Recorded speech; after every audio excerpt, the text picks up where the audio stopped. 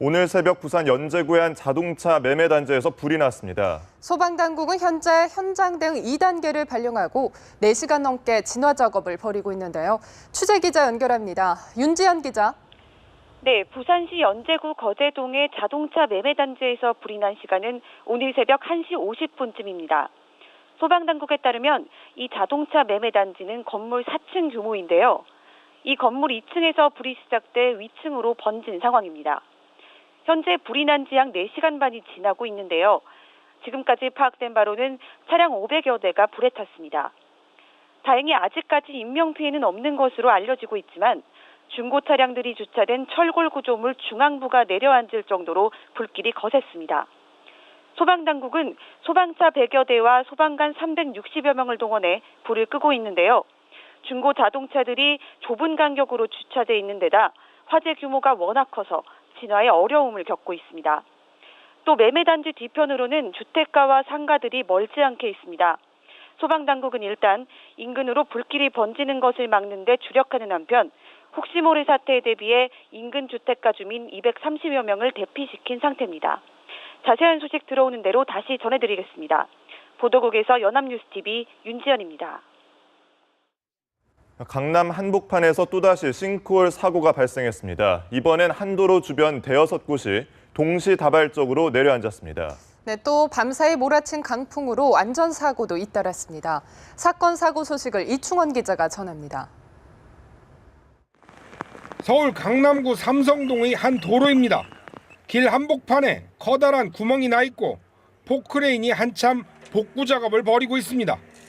어젯밤 10시쯤 지하철 9호선 삼성중앙역 인근 도로가 갑자기 내려앉아 55살 여성 이모 씨가 몰던 승용차 앞바퀴가 빠졌습니다. 구멍의 깊이는 60cm, 면적은 2제곱미터에 이릅니다. 신호 대기 중에 땅이 꺼진 덕분에 차문이 일부 찌그러진 것 외에 인명피해는 없었습니다. 비슷한 시간 2역 주변에선 크고 작은 싱크홀 6개가 동시다발로 생겨났습니다. 이번 사고 현장은 며칠 전 도로가 내려앉은 코엑스 사거리에서 수백 미터밖에 떨어지지 않은 곳입니다. 같은 시간 서울 노원구 중계동의 한 초등학교 앞 도로도 50cm 가까이 내려앉았습니다. 아파트에 주차된 차들이 구겨진 철판에 깔렸습니다. 오늘 새벽 1시쯤 강원도 태백시 황지동에서 강풍으로 5층 높이 아파트의 철제 지붕이 날아갔습니다. 이 사고로 아파트 일부 세대의 창문이 깨졌고 주변에 주차돼 있던 차량 8대가 파손됐습니다. 구조대원들이 버스 밑에 끼인 오토바이 운전자를 빼내려고 안간힘을 씁니다. 어젯밤 10시 반쯤 서울 양천구 신월동에서 오토바이가 빗길에 미끄러져 버스에 부딪혔습니다. 이 사고로 오토바이 운전자 42살 권모 씨가 얼굴과 무릎 등을 다쳐 병원에서 치료를 받았습니다. 연합뉴스TV 이충원입니다. 어제 강한 바람에 천둥 번개를 동반한 비까지 내리면서 전국적으로 피해가 잇따랐습니다. 네, 지하철 4호선 일부 구간이 단전되면서 2시간 가까이 운행에 차질을 빚었고요. 제주에서는 항공기가 무더기 결항됐습니다. 윤지연 기자입니다.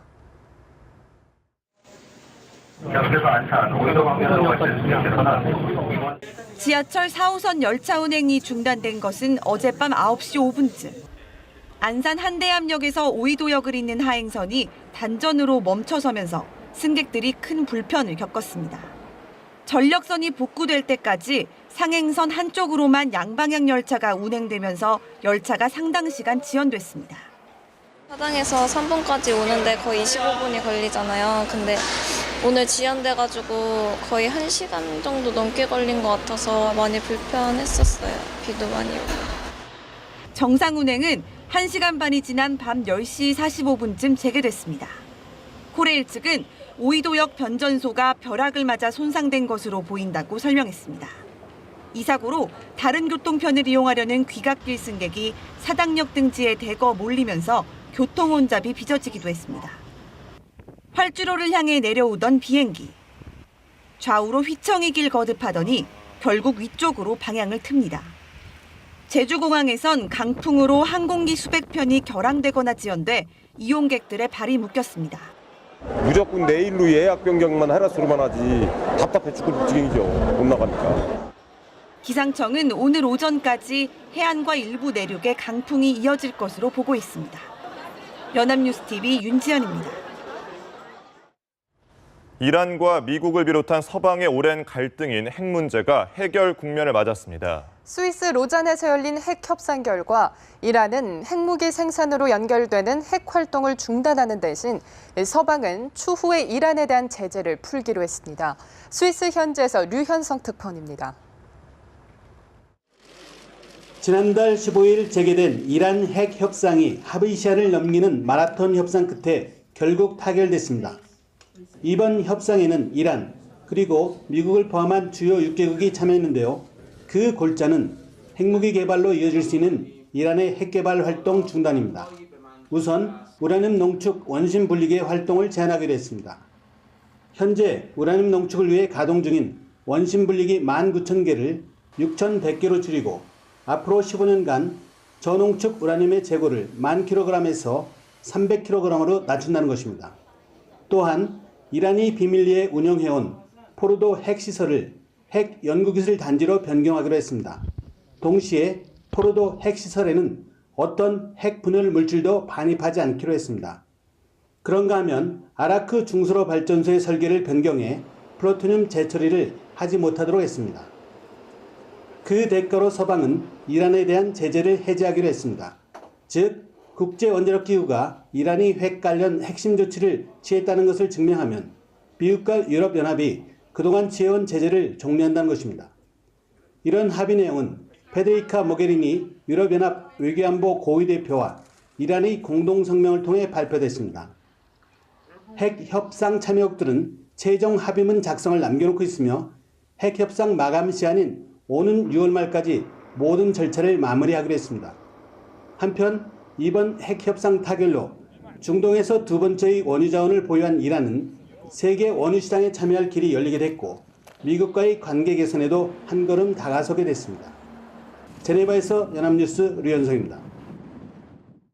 자원외교 관련 의혹의 첫 사건으로 경남 기업의 비리 혐의를 수사하고 있는 검찰이 이 업체 성완종 회장을 오늘 소환 조사합니다. 서울중앙지검 특수일부는 성 회장을 오늘 오전 10시 피의자 신분으로 불러 조사할 계획으로 검찰은 성 회장을 상대로 예산 유용 및 횡령 혐의를 집중 추궁할 계획입니다. 수사팀은 경남 기업이 국가로부터 해외 자원개발 명목으로 지원받은 거액의 성공불 융자금 등을 유용하고 계열사 및 관계사와의 거래를 이용해서 회사 돈을 빼돌린 단서를 확보한 것으로 전해졌습니다. 또 비자금 조성 액수는 150억 원에 이르며 상당 부분이 성 회장 가족 측으로 흘러갔다는 관측이 나옵니다. 새정치민주연합 의원들이 이명박 전 대통령의 사저 앞으로 몰려갔습니다. 자원외교 청문회에 출석하라고 목소리를 높였는데요. 보도에 장동우 기자입니다. 증인 협상이 결렬되고 결국 청문회가 열리지 못할 위기에 처하자 야당은 이명박 전 대통령의 사저 앞으로 몰려갔습니다. 새정치연합 자원외교 특위위원들은 이 전 대통령이 청문회에 나와 실체적 진실을 밝히고 국민 앞에 사과해야 한다고 말했습니다. 이 전 대통령의 방패막이 호위무사 역할을 맡고 있다며 새누리당도 싸잡아 비난했습니다. 새누리당 등 뒤에 숨어서 국정조사 특위 청문회 증인에 나오려고 하지 않는 이명박 전 대통령의 태도는 국민의 분노를 일으키고 있습니다. 야당은 이 전 대통령과 이상득 전 의원 등 이른바 5인방을 청문회 증인으로 세울 것을 요구했지만 여당은 정치 공세라며 특위 연장도 거부하고 있습니다. 피켓을 동원한 야당 의원들의 요란스런 방문에도 이 전 대통령은 별다른 반응을 보이지 않았습니다. 추가 의혹도 제기했습니다. 석유공사의 캐나다 하베스트 인수 당시 자문사였던 메릴 린치 계열사가 당시 석연치 않는 주식 매매를 통해 거액의 시세 차익을 봤다는 겁니다. 국회 보건복지위원회 회의에서는 이명박 정부에서 부실 자원개발 사업에 거액의 국민연금을 쏟아부었다는 주장도 나왔습니다. 이명박 정권 때 1조 1226원 투자했잖아요. 이 해외 자원개발 투자라는 게 이게 엄청난 손실을 가져올 수 있다는 거 다 알잖아요. 국민의 돈을 지 돈처럼 쓴 거예요. 지 돈처럼. 오늘 7일로 특위 활동이 종료되는 가운데 청문회 한번 열지 못하고 100일간의 활동이 모두 막을 내릴 공산이 커졌습니다. 연합뉴스TV 장동우입니다. 검찰이 신한그룹 금융계열사가 불법 영업을 벌인 혐의를 포착하고 수사에 나섰습니다. 춘천지검 속초지청은 중소기업으로부터 거액의 수수료를 받고 대출을 알선한 혐의로 신한그룹 박모 회장의 측근으로 알려진 정모 씨를 구속했습니다. 정 씨는 2013년 6월과 지난해 7월 동해 해양 심층수 개발업체인 W사 김모 회장에게 3억여 원의 수수료를 받고 신한그룹 금융계열사로부터 48억 원을 대출하도록 알선한 혐의를 받고 있습니다. 검찰은 지난달 중순 서울의 신한그룹 금융계열사 등을 압수수색하는 과정에서 정 씨의 혐의를 포착한 것으로 알려졌습니다.